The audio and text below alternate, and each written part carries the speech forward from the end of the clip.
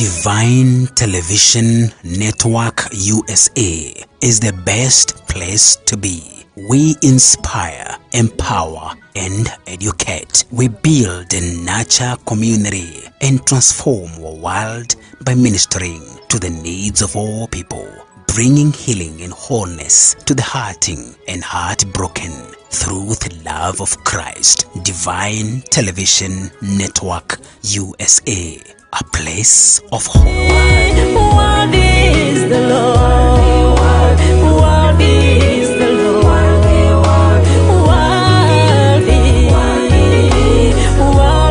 is the Lord. You are worthy to be glorified. You are worthy. You are worthy to be glorified. You are worthy to be glorified. You are worthy. You are worthy to be glorified.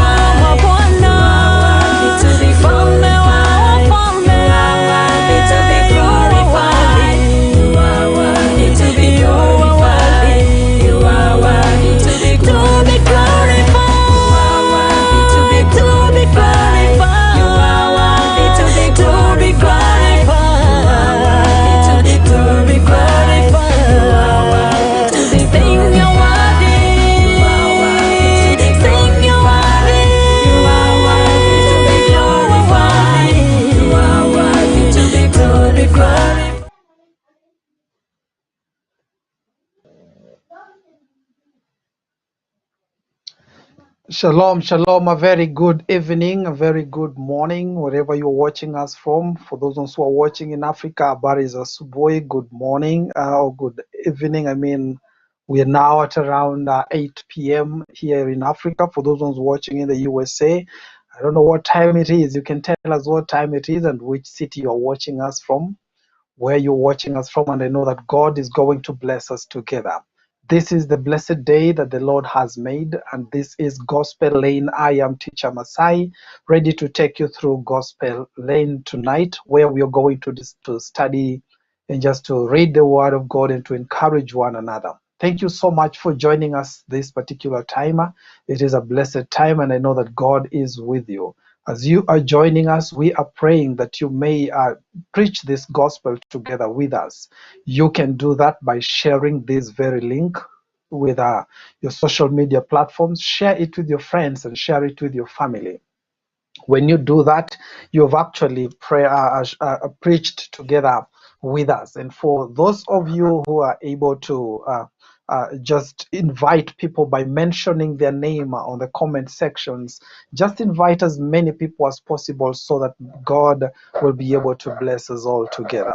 So I want to thank you again for joining. Kindly remember that this is Evangelist Sarah Mbogo Ministries on Facebook page, and we are also Evangelist Sarah Ministries there on YouTube. If you are able to just quickly subscribe to our channel and follow us here on Facebook, I know that God will bless you. So karibu tena, asante sana, welcome so much, and I welcome you so that we can go together until the end, so that we are able to understand. So today God is speaking in our heart, and I'm picking up a verse from the book of Colossians chapter 4. We are going to study it together, and that is Colossians chapter 4 and verse number 5 will be our focus scripture. We want to dissect it. We want to look into it deeper so that we may be able to learn the wisdom for life. So today we shall learn about the wisdom for life. As I welcome you to pray together with me before we continue. Father, in the name of Jesus Christ, you are God and there is no one else like you. We thank you, Father, and we bless your holy name for such a holy time that you have given unto us, to be able to share your word, O God, this day, to be able to share with your beloved, O Father, wherever they are watching us from. Father, I pray that you may bless them and meet them at the point of their need. This is the day that you have made. This is the subject that you have created for us. This is the subject you've appointed to change our lives. So, Father, we thank you. We bless you in Jesus' name. Amen. So, karibu tena. Welcome so much again to Gospel Lane. My name is Teacher Masai, and I pray that we go together with you until the end. It is not late to share this link with friends and family. Share it on your social media platforms so that as many people as possible can be able to be blessed by this very message in the name of Jesus Christ. So wisdom for life. When I speak about wisdom for life, I am reminded about one of the preachers that I love watching. He's a South African called Alan Berg. He has a program called Wisdom for Life, and I thank God for him, for he is a good teacher of the Word of God. And just talking about wisdom for life, I know that most of us as believers, we are in church and we have concentrated on church, and sometimes when we go out here, we are supposed to be winners, we are supposed to be victorious, we are supposed to conquer the world, we are supposed to occupy until Jesus comes. And that does not mean that we do this in church alone. We have to do this all over the world. When we are sent, even in the Great Commissioning, the commissioning is not within the church, the commissioning is out of the church into the world. So today we learn the wisdom for life so that we may be able to prosper spiritually within the church, to prosper in a social environment of the church, and also prosper well when we are outside in the marketplace, when we are back in the villages, when we are in the cities, when we are in our boardrooms, when we are working with the works of our hands that God is supposed to bless together. So we want to learn the wisdom for life, and we are going to look at we're going to look at some few things, and mostly it is the service in the marketplace. We're also going to look at the speech of grace, look at the speech of grace. That we are supposed to have that speech of grace when we are speaking the words that we're speaking. These words that we speak each and every day, the Bible tells us that these words have power. These words have power for life and power for death. And the man is satisfied by the words that he speaks. Which words do you speak? When you speak the words of power, you will be filled with the power of God. When you speak words full of grace, you'll be filled with the grace of God. When you speak, whatever you speak, whatever you speak, whatever you speak, you are in the name of Jesus, because what you speak is what you're going to believe.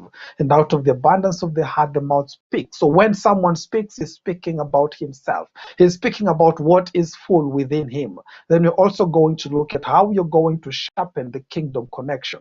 This is something I'm passionate about, the kingdom connection, the city church. I am so passionate about us being able to connect together without the lines that divide us, the line that define us, not in a biblical, us connecting as children of God, connecting as sons and daughters of the Most High, connecting as people that live in a kingdom. We have one kingdom. Yes, I know we have different churches and different denominations, but we have one kingdom, and that is the kingdom of this marvelous light that Christ brought us when he picked us out of darkness. And therefore, as we continue, let us read the book of Colossians chapter 4 and verse 5.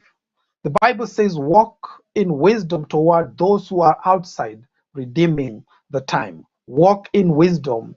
Walk in wisdom. Praise be to Jesus. We need to walk in wisdom towards those who are outside, not those ones who are inside.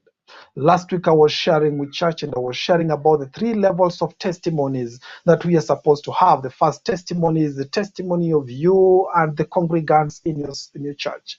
The second level of testimony is for you, the testimony that you have with your family. The third level of testimony, we have the testimony of you and the world. What does the world say? You may be the answer of scripture that people can read. Some people have never read their Bibles for long, but when they see you living out a scripture, they have read the word. The Bible says we are open letters. We are open letters to be read by everybody. In our hearts is written the words of life, the letter of the Spirit. And the world, when we are going out there, the world is supposed to be these together with us in the name of Jesus Christ. In the previous session, we talked about the truth of our Christianity, the basis of our Christianity, the authenticity of our Christianity is always tested in the storms that are outside the walls of the church. What we are as believers, what we profess as believers, what we believe as believers is always tested outside the walls of our churches. It is not tested within. The testing within is there, but always people gather around you. We have the inner circle within, we have the inner circle around you. But our testing mostly comes outside the church. There are real challenges after church. You can look at your life and you can look at the church services that people have had. You can come out of a church service, then go out and just realize that life is waiting for you. If you are not able to translate what you had in church and translate it outside the church, translate it into your home, into your business, into your family, if you cannot translate what you have absorbed within the church walls and just be able to translate it out there so that you can conquer life, then we can say that your life is not yet victorious. We need to be victorious within the church walls, and we need to be victorious outside of the church wall. So you can see someone coming out of church, and immediately they come out of church, they meet with a financial problem. How do they react? How do they behave? Are they fortified enough to handle that? As they handle that, can the world say that indeed this is the son and the daughter of God? Someone can come out of a preaching, and it has happened to me several times, that immediately you come out of the pulpit, out of preaching, then the devil would want to test you with a sickness or a disease of a family member. How would you react? How would you handle that? So what I have learned within the church, what I learn within the church is what I translate out there, so that the devil doesn't take the seed that God has planted upon my heart. My heart needs to be open to be that field that Jesus says was the fertile ground, where the word will land and the word will grow and the word will multiply 30, 60, and 100-fold. 100-fold, and the multiplication of the word is not only seen within the church. It must be seen outside of the church. It must be seen how you handle people, how you behave when situations are happening. Someone can come out of church and immediately they land outside the church. Maybe you're driving out of the church compound and you meet with someone who just lashes out at you. Maybe they have parked in the wrong way. They have their own mood. How would you handle such things? The world is watching and the world is seeing. Will you handle it with grace? Or will you put your salvation down and behave like a man? So we need to be able to translate what we have absorbed from the presence of God and absorb it and be able to release it to the world out there, so that people will see, and it shall be like a fragrance of life to them and not a fragrance of death, in the name of Jesus Christ. One time I was working with kids, that is many years ago, maybe 7 or 9 years ago, I can't remember really, but I was working with the kids in church and the program was so successful. But while I was in church, while in the midst of ministering to children, ministering to those teenagers there, I'm called and I receive a text message. This text message comes from a landlord, and the landlord is like, I'm going to lock your door. One voice is telling me, brother, run and talk to the landlord. The other voice is telling me, and the still small voice, when we can recognize that voice, the still small voice tells me, continue with the ministry and I will sort this out. So whom do you trust? What you fill your heart with is what you will trust most of the time. What you fill your heart with is what you will trust. The voice of God does not come from the void. The voice of God comes from what you have already learned. The Bible reminds us that the Holy Spirit will remind us what we have learned. It will call to mind what we have learned. What have you learned? Have you absorbed yourself? Remember in the upper room, this in Acts chapter 2. The disciples are in the upper room, and there is that shaking. There is that phenomenal occurrence where fire lands on their head and they speak in different tongues. When they start speaking in different tongues and they feel the move of God, the revival within their spirit. But the moment they step outside the upper room, when they step outside the upper room, they are met with a controversy.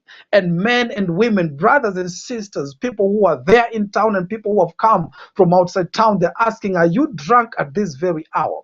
So sometimes you may have come from that very big revival in a church. You may have come from that very big prayer meeting, that conference that has really empowered you. But the moment you step out, the naysayers will arise. And when they arise, they will ask you, do you really think this can happen?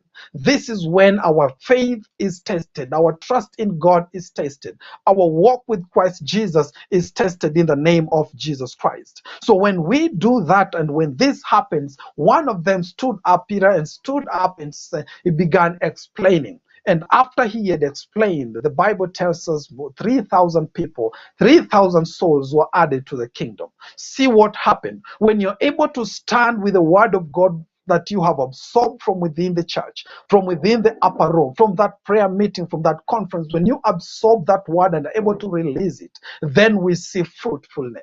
Then fruitfulness will start happening, not only within the church, but even outside of the church. So I encourage you, whatever you have absorbed, don't be the one that, don't be the soil that is rocky. Do not be the soil or the pathway. Do not be the soil that is full of thorns. Be the soil that is created for the word of God. Allow the word of God to work within you in the mighty name of Jesus. So we need to be the light in the world. The Bible calls us the light in the world. Let your light so shine that men may see and fear what the Lord has done, the things that God has done. They see the goodness of our Lord, his mercy and his grace. And this light, the phenomena of light, we realize that light does not shine bright in light. You may be someone who thinks, maybe I am not shining enough within the church building. Brother and sister, you are among lights. And when you're among lights, this light is increased and it becomes glorious and becomes a city. But you need to step out where there is darkness and test your light, whether it is strong enough. Test your light against the winds of life. You need to step out of the church wall and you need to begin manifesting the kingdom of God, manifesting the grace of God. Be the light. The light is not lit to be shining where there are the lights. Light is meant to shine into the darkness. And when the night is the darkest, your light will shine brighter.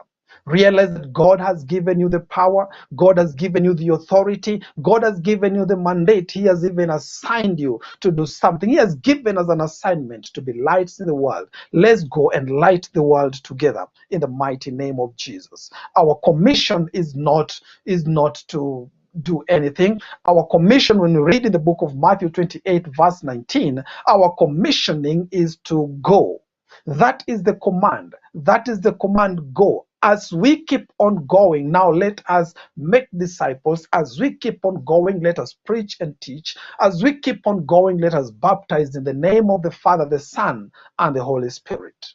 So as we are going, God is telling us to go. He's not telling us to sit. None has Jesus performed a miracle upon and told them to sit.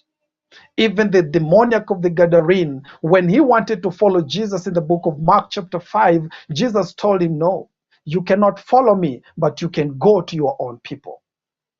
When God does something for us, he wants us to go out there and meet with other brothers and sisters who are weaker than us, that we are able to sharpen them, that we are able to lift them, that we are able to exalt them and just encourage them in life in the name of Jesus. So the Bible says, go therefore and make disciples of all nations, baptizing them in the name of the Father, the Son, and the Holy Spirit. We need to go out and do this work. The world out there is waiting.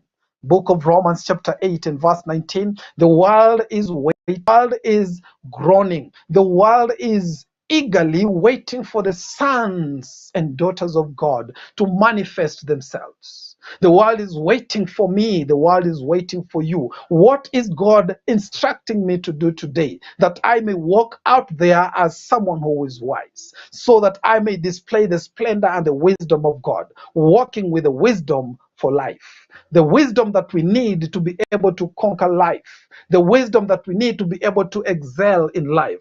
The wisdom that we need to be diligent in life. What is the wisdom that God has given you? The world is waiting for wisdom, and science has failed many times, but the wisdom of God does not fail. Our culture has failed many times, but the wisdom of God will not fail.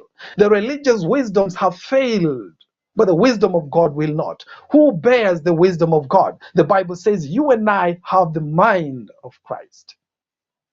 You and I have the mind of Christ. Not that we are thinking like Christ, but God has given us an attitude of Christ. Since we have become sons and daughters in the kingdom, we have been given that attitude. We have given that character of Christ to be able to go out there and excel. Not for my sake, but excel for the sake of the kingdom and for the sake of the environment. We can change surroundings. We can change environments in the mighty name of Jesus. And therefore realize this, that your commission is to go. Your commission is not to sit. Your commission is to go out there and preach the gospel. Allow me to say this. Allow me to say this. Many people will remain in the same place, and in that very same place, they will begin fighting.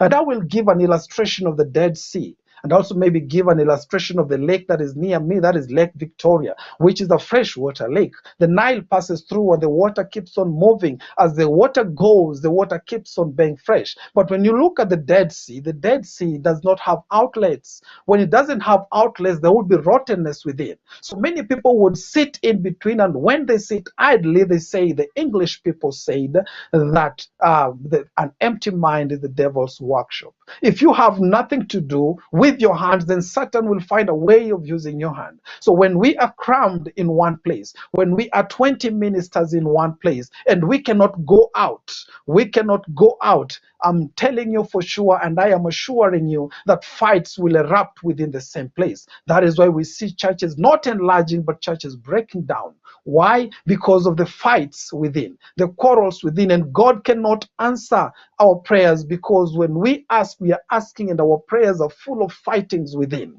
I am telling us today that God has commissioned you with a wisdom for life. Walk out there, not necessarily as a preacher. You can walk out there as someone of compassion, as someone who shares and spreads compassion in the society. You can walk out there as a nurse who spreads the light of God. You can be an Uber driver, but spreading the love of Christ. When people see you, when people see the life that you're living, they know that you're living for Christ. Your life is not just an ordinary life, but it is a life that is exemplary. So we are called to go out, not to sit in. When we sit in, we rot together. But when we go out, do what God has sent us to do what God has called us to do. Then we come back to be strengthened together fresh. We shall always be fresh, and we'll be thinking expansion, not breaking down, in the name of Jesus Christ. So sometimes we are sent among the walls.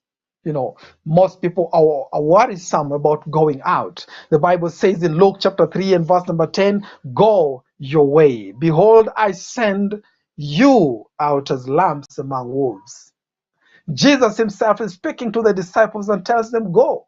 I'm sending you out there. I'm sending you out there as lambs among wolves. But we are called to be wise. We are called to be wise, and we are called to be gentle. When we are going out there and spread the love of God, let us stand up and go out. Your going out may be meeting with one neighbor. Your going out may be meeting with one classmate. Your going out may be meeting with one colleague. Your going out will be meeting with another kingdom partner, another person who is born again. Encourage them. Do the work of the kingdom. We cannot do the work of the kingdom on Sunday. We are called to do the work of the kingdom 24/7. And sometimes this is what I say, it may sound radical, but we do the work of the Lord whether we are awake or whether we are asleep. Because even in our sleep, the Spirit keeps on working. In our dreams and in our visions, the Spirit keeps on working. There is no rest. Our rest is to do the Father's work. That is what Jesus said. Our rest, our satisfaction is to do the Father's work according to how the Father has called us to do. So let us go out, even though there are storms out there. In the book of Matthew chapter 14, the Bible tells us that Jesus now, from verse 21, the Bible says that Jesus now compelled his disciples to go to the other side. He compelled them. He remained to pray, but compelled them. He made them to go to the other side. And in between, in the night, in the third watch of the night, the Bible tells us that they met a great storm. And most of them, in the testing of the storm, in the testing of their sending, in the testing of their commission, they cried out, and they could not. They lost their belief. They lost their faith. And Jesus said, oh, you of little faith. They could not even perceive that Jesus is coming. Why? Because they allowed fear to take over them. When we go out, fear should be the last thing that comes to mind. If Jesus has said go, let us go. He will make a way. He will make a way. Praise be to Jesus. Praise be to Jesus. The pulpits are congested. Brothers and sisters, the pulpits are congested. The pews are crowded, but the fields out there are empty. Let me say that again. The pulpits are congested. The pews are crowded, but the harvest out there is full and the field has nobody. We are being waited upon to come out with new ways of winning souls. We are called to go out and see so that we can come up with ways of solutions in the community. Our communities are dying. Our communities are getting lost. Our communities are in problems because we have not gone out to see. Let us go out and see. Let us go out and see, and the Lord will instruct us. When he was calling Jeremiah, most of the time he said, "Son of man, look. Do you see? What do you see?" Then he gives an instruction. When he calls Ezekiel, he can tell, "Son of man, come and see." When he comes and see, then he gives an instruction. God is calling us out there to open our eyes and see, so that when we see, we don't see like others. When we watch news, we don't watch like the world is watching. We watch news and we realize that there is a loophole here. When we get an opportunity to preach the word of God, an opportunity to serve the government, an opportunity to intercede, when we do anything, we don't do it in vain, but we do it as those ones who have the eyes of the Spirit, the ears of the Spirit, to see beyond the physical, in the mighty name of Jesus Christ. Praise be to Jesus. Colossians chapter 4, we're going to read it in various versions so that we just exhaust everything that is inside there in the name of Jesus. Colossians chapter 4 verse 5 in the Message translation, the Bible says, "Use your heads." Praise be to Jesus. Praise be to Jesus. I know I am talking to brilliant people, but I am reminding ourselves that this is what the scripture says in the Message translation.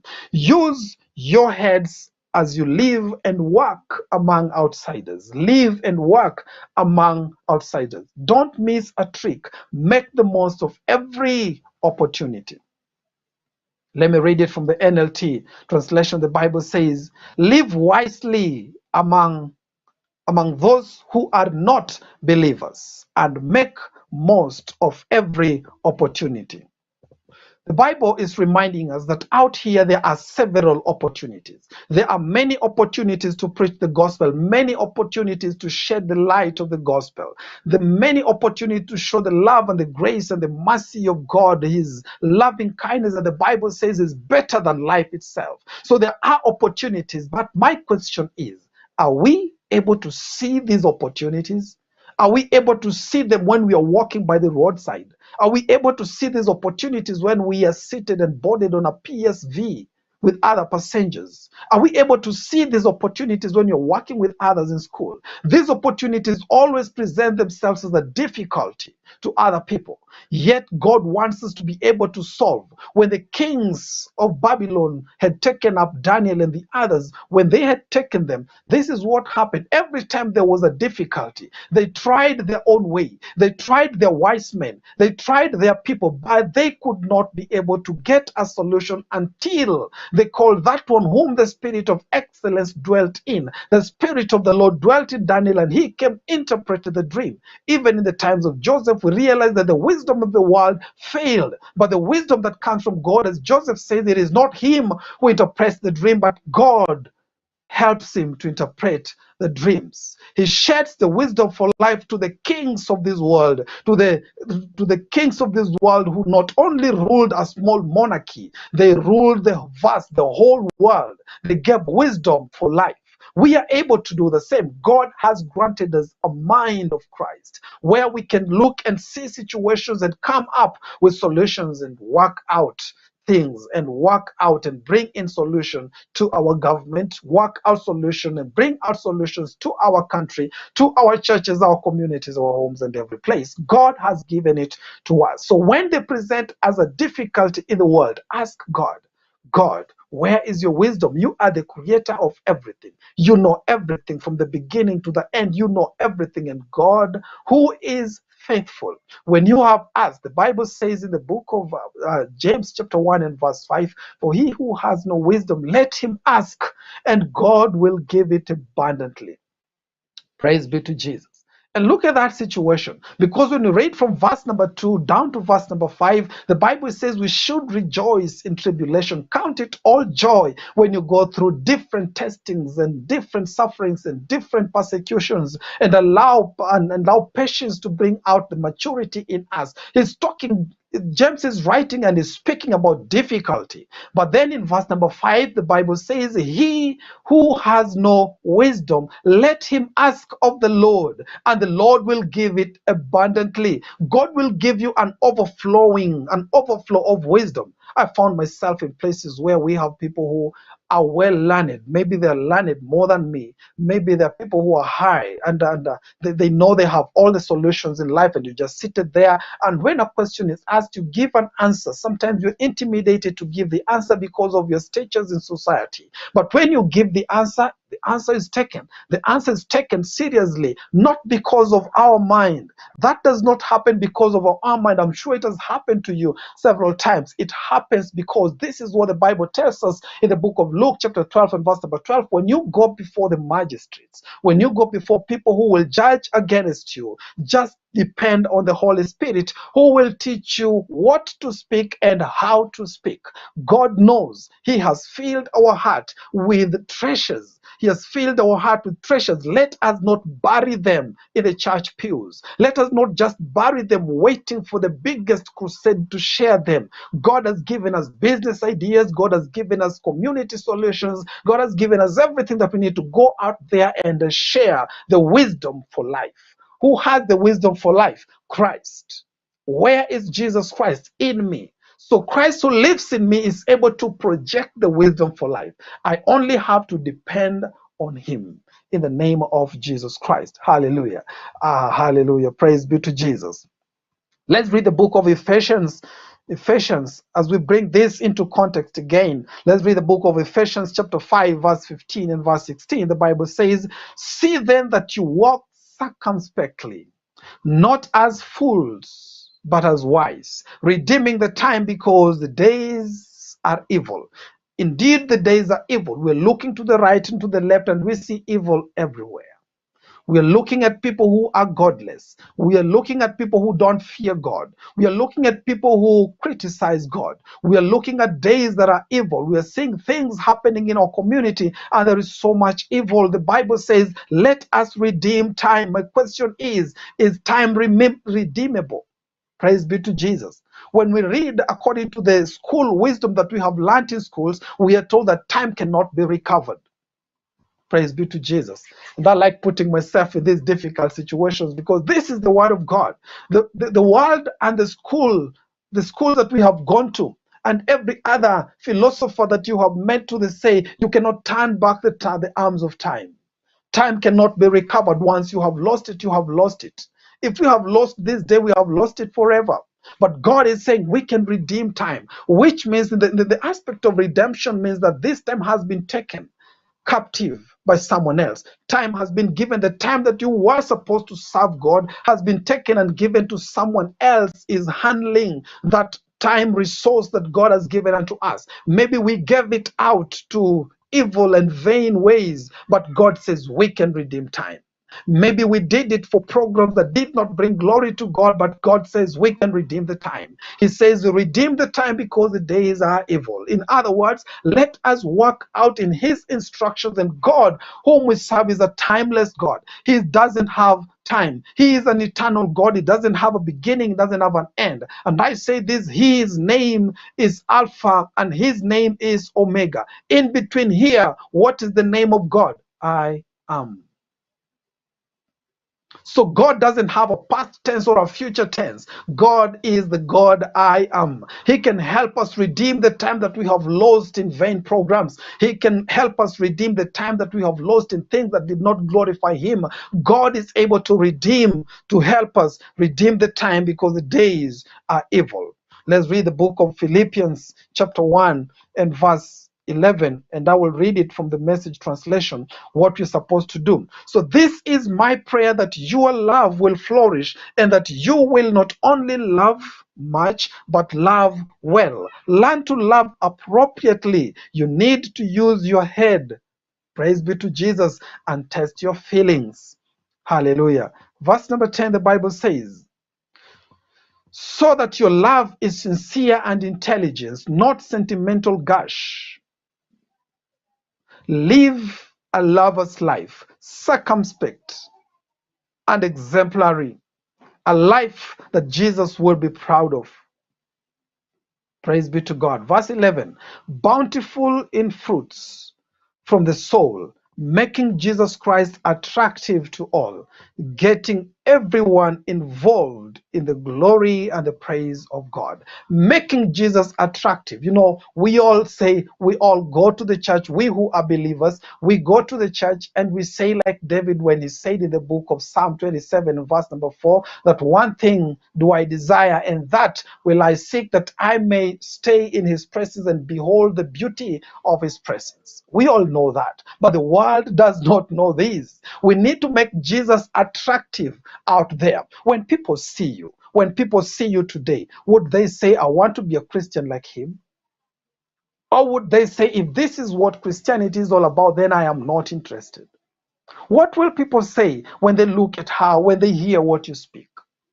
When they see how you react to hard situations, what will they say? We need to make Jesus attractive to the people out there so that everyone will be involved in the glory of God. God has not set anyone apart and said, this one is not deserving of my grace. The Bible says in Titus, he has poured grace upon all flesh. Everyone who will stretch his hand in faith to receive the grace of God to forgive sins and to supply the kingdom, the kingdom spirit and the kingdom duty and the kingdom work will be supplied. The grace is sufficient out here. But we are the vessels that God has used. We are the vessels that God has chosen to make his name attractive, to make his face attractive, to make his church attractive, to make his work attractive. Says we need to live circumspect. We need not to rush. In the aspect of redeeming time, someone may think, okay, now let me start doing a lot of things so that I can redeem my time. No, no, no. God is not asking us to rush.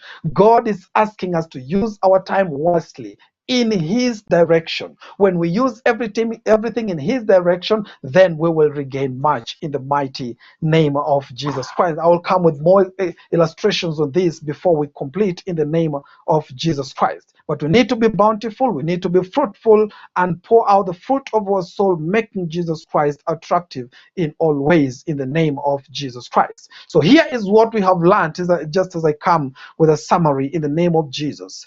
Time needs to be redeemed. And how do we redeem our time? I have said, let us not rush.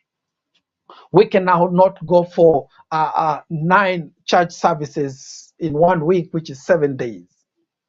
But we can do something. If we can follow the instructions of God, we can redeem our time. The prodigal son took up everything, forced his father to give him everything that belonged to him. He went out there and wasted his resources in vile living, in riotous living, the Bible tells us. He wasted it with prostitutes and wasted it in the world with the people. Then when he came to his mind, he said one thing. He said, I am going before my father, and I will tell my father one thing, that I have sinned before you and I have sinned before God. And he gave himself a judgment that God, that my father, make me as one of your servants. Then he made this journey to come back. He decided, I am redeeming the time that I have lost. Yes, I have lost a lot of time, but I am going back to my father. This is a picture of redeeming time. When he turned back to his father, he came to his father and he made the first statement that, Father, I have sinned before you and have sinned before God. That is confession and repentance at the same time. But his father could not allow him to give himself judgment because it's a picture of redeeming time. Therefore, the father immediately said, I have sinned. Immediately confessed and repented. The father called out his servant and said, bring in the robe. He did not wait for another year of punishment. Bring in the robe, bring in the shoes, and bring in the ring. Give it to him. This is a time that has been redeemed. The redemption of time is not in our hands. The redemption of our time, I will say again, is not in our hands. The redemption of the time that has been lost can only be redeemed by the Father giving us direction on what exactly we need to do. Following God's instruction, He will redeem time. So this son, look at the picture again. The brother is out working. Doesn't know that the other prodigal, the lost brother has come. When he comes back from his work, he finds that his brother is fully restored until he says, Father, I have been with you for all this time, yet you have not honored me. This is what I am saying. We may have run away from God for a long time, for thousands of miles, but it takes one simple step to go back to Him and be restored fully. We may have lost a lot of time doing things out there, but it takes one turn to God and God makes everything all right. We may have lost a lot of time in our ministry that God has called us to do vain things that are there to please people, but God will take one moment to restore your ministry to glory. You may have lost a lot of time as your father doing things that are vain, not doing things that glorify the Lord God in your home, but it takes one turn that God will make you the head of the house again. You may be a mother who has lived a life that it does not glorify God, and you're thinking your time has lost. How will you recover it? It is in the hands of God. Allow God to do everything. Just turn to Him and say, God, I surrender everything to you. And maybe I am talking to someone who has never given his life or her life to Jesus Christ, and you're watching tonight, and you have rejected this message for a long time. This is what the Bible says. Come to God. He will forgive you of all your sins. He will put them as far as the east is from the west. God will not remember them anymore. Once you give your life to Christ, your redemption of time has already started, and God will quicken your faith. God will quicken your faith. God will quicken everything, and you will become a son and daughter in the kingdom just in believing. God says time can be redeemed. Yes, I believe time can be redeemed. Don't sit in darkness and say, I have lost. I am already 60 years. There is nothing more I can do. I'm already 45. There is nothing I can do. I've already been deported. There is nothing that I can do. No, God can redeem. When He redeems time, He redeems it by giving us honor, by taking us back to a place where we can walk, and the speed at which we will walk, the world may not understand. It is not about the rush, it's about the strategy. Remember, in all the scriptures we have read, we've been told to be circumspect, to use our heads, to use our mind, to think. Therefore, what we need to do, in line of what God has done, we need to have a divine strategy on how to bring up and to redeem this time. And therefore, it is not about the rush. It is not about doing everything at the same time. It's about depending on God and using divine strategy. Let me give you an example of someone who lost a lot. Praise be to Jesus. After 21 years of working with Laban, we are told that he has been robbed, or he has been conned by his uncle Laban. Jacob has been conned over 10 times in a span of 21 years. And you see, he's been conned, and the last time when he has the last daughter, that is Tamar, now when he has Tamar, he says to Laban, allow me now to live. Then Laban is asking, how will I pay you? Then he says, you can pay me using the speckled lambs. Then Laban, with his trickery again, goes and takes away every spotted lamb and takes it a day's journey away from Jacob. That is what the Bible tells us in the book of Genesis 30. You can read the whole chapter and you will understand what we're talking about. Hallelujah. This is what the Bible says, that when he had lost all this, he did not lose hope. He still depended on God's divine strategy. Then he got this strategy of using reeds. He peeled them, laid them in water, and what we know is that when he was having flock, he was having flock more than his uncle Laban. In a short span of time, God gave him strategy to redeem all that had been stolen from him. Are there things that have been stolen from you?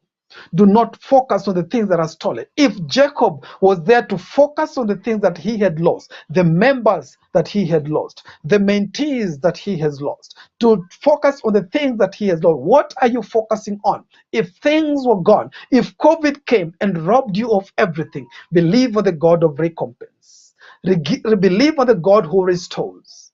All you need to do is depend on his strategy. Yesterday is gone. God has made a new day, a new strategy, a new divine strategy. We only need to depend on him. Then Jacob had a lot of wealth. When we read in the book in the book of Genesis chapter 13 verse 43, we are told that he had a lot of wealth, a lot of flocks, lots and lots of servants in a very short span of time. What he had worked for 21 years, all was taken away, and he had nothing apart from his family. But when we see him meeting his brother Esau, the Bible tells us he had 3 camps. He had lots of wealth until his brother, who had been in his father's land, his father's ground, owning things, and he was like the prince, was looking at them and asked him, where did you get all this wealth? Praise be to Jesus. I am praying that anything that the devil has stolen from you, anything that is resourceful that the devil has stolen from you, it is my prayer that God would give you divine strategy, that when you restore them, it will be in a double portion. That God will lift you from that level where you are. Forget about the things that are lost. Forget about the former days. The Bible says God is making a new way even in the wilderness. When God makes ways in the wilderness, there is nothing that can be difficult for him. When God makes ways, he will make it, and things will be to you. You will have a testimony, and the world will see, and the world will fear what the Lord has done for you. Just depend on God. Forget about the former days. Forget about the things that you have lost. Forget about the job that you have lost. God can lift you today because he's the God of everything. Silver and gold, they belong to him. Nations belong to him. The earth he has given to the Son of Man. Strategy he has given to your heart. Depend on that. Depend on that. Depend on that. And God will make everything beautiful in due time. What we have learned, number 3, discern the opportunity the season presents. There are opportunities and seasons that life presents. When it presents these life opportunities, let us be diligent to work in them to make sure that they come to manifest. Hallelujah. When life presents these opportunities, many as they come, whether as challenges or times of joy, use them. Discern and ask God, what do I do here? Praise be to God. What I'm trying to say is this, that wisdom for life is not our wisdom. Let us cast down the human wisdom and depend on the wisdom of God. When we depend on the wisdom of God, then God is able to lift us. When we depend on the wisdom of God, then God is able to strengthen us. When we use the wisdom of God, then God is able to establish us. Not only that, but God is able to make his name beautiful. We don't have the capacity to make the name of Jesus beautiful by our own wisdom, but by the wisdom that God has given unto us, we're able to make his name beautiful at all times. And when we do that, then the world will see and the world will believe in Christ Jesus. In Christ Jesus. Then we need to walk and work among the worldly. Need to walk and work among the worldly. Set the bar higher. I am praying to you. I'm praying for you now, that God will give you a strategy like Daniel, like Joseph, like Jacob, like David, just to, like the disciples, just to set the standard high. God has not called us to live in the standard of this world. He has called us to live in a higher standard. Set the bar higher. Wherever you are, whether you're a teacher, doctor, nurse, driver, wherever you are working, set the bar high. Daniel set the bar so high that no one was able to reach. There was no one like him. David played his music and there was no one was able to be compared to him. When Jacob set his standard, Laban said, it is you, through you, that God has blessed me. When Joseph set a standard, he became the prince. You set the highest standard, and I'm praying to God that the grace to set a higher standard is now. The grace to set a higher standard is now for you. Be excellent in the spirit. Be diligent in your duty. Be excellent in the service that you're doing. And I'm praying that God will give you the spirit of excellence like he gave into Daniel. That he gave Daniel the spirit of excellence. May he give it to you. That the spirit of excellence may manifest in your life in the mighty name of Jesus. Let the spirit of excellence manifest even in your ministry in the name of Jesus. When you're doing anything, let there be excellence. The excellence is not of us, but let it be known that the excellence belongs to God.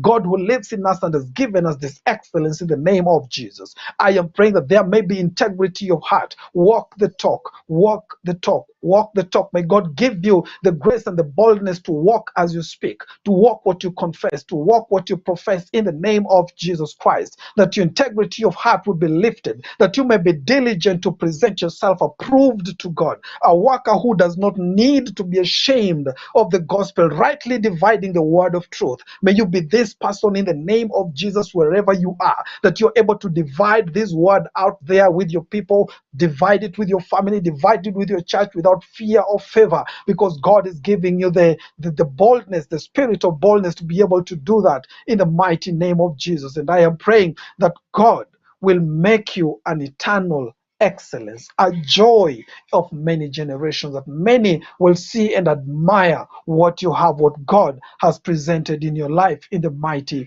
name of Jesus. We want to thank the Lord that by his Spirit, he may give us who are here, us who are joining in, that God may give us a discerning spirit to discern times and seasons. The spirit that was given upon the house of Issachar may yet be upon you to know the seasons, what season to rest, which season to arise, which season to walk, and which seasons to run. May God be able to give you that all glory may come to Christ, even as we spread the gospel. Father, we thank you for those who are watching us, and they may be going through one issue, one circumstance in life or the other.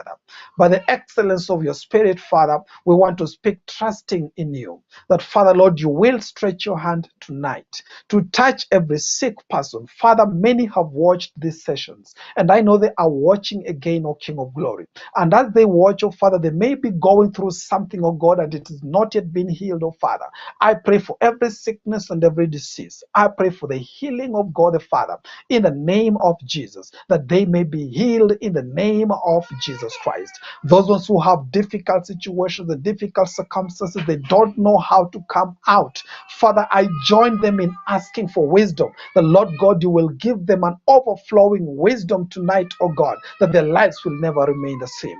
The Lord Jesus, you're lifting them higher. You're lifting their children. You're establishing their ministries. You're establishing the works of their hands in the mighty name of Jesus Christ. Father, I thank you. I bless you and I honor you, for there is none like you.